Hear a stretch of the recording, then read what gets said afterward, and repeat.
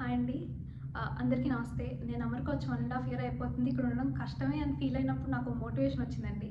ఏంటంటే అమెరికా వెళ్దాం అనే ఆలోచన వచ్చినప్పటి నుంచి ఎల్ఓఆర్‌లు, ఎస్ఓపీలు, I-20లు, DS-160లు, flight tickets, visa slots, visa interviews అన్నీ దాటి ఇక్కడికి వచ్చాకేమో పార్ట్ టైమ్ కష్టాలు, అసైన్‌మెంట్ కష్టాలు, ఇంకా కార్ లేని కష్టాలు, గ్రోసరీస్, రూమ్‌లో పంచాయతీలు అన్నీ దాటి ఏదో రకంగా గ్రాడ్యుయేట్ అయ్యాకేమో మళ్ళీ ఓపీటీ, స్టెమ్ ఓపీటీ, కన్సల్టెన్సీస్ మధ్యలో నానా తిప్పలు పడి ఒక ఉద్యోగం తెచ్చుకున్నాక మళ్ళీ H-1B లాటరీలు, ట్యాక్స్ ఫైలింగ్స్, ఇంకా కొత్త కార్ లోన్లు అన్నీ దాటి సరేలే పెళ్లి చేసుకుందాం, ఇండియాలో అమ్మాయికి లైఫ్ ఇద్దాం అని చెప్పి ఇన్ని స్ట్రగుల్స్తో ఎన్ఆర్ఐ సంబంధం అనే హైప్తో కట్నాలతో పాటు కొత్త కష్టాలు కొని తెచ్చుకొని వైఫ్ చీర కట్టుకున్నప్పుడల్లా ఫోటోలు తీస్తూ ఆ ఫోటోలు బాలేవు అని తిట్లు కాస్తూ ఇంకా ట్రాషులు తీస్తూ గిన్నెలు కడుగుతూ మినిమం గుర్తింపు లేకుండా వెనకబడిపోయిన మా H-1B/గ్రీన్ కార్డ్ బ్రోస్ అండ్ అంకుల్స్ అందరికీ మీ డెడికేషన్‌కి, మీ స్ట్రగుల్‌కి, మీ మంచితనానికి టేక్ ఎ బౌ.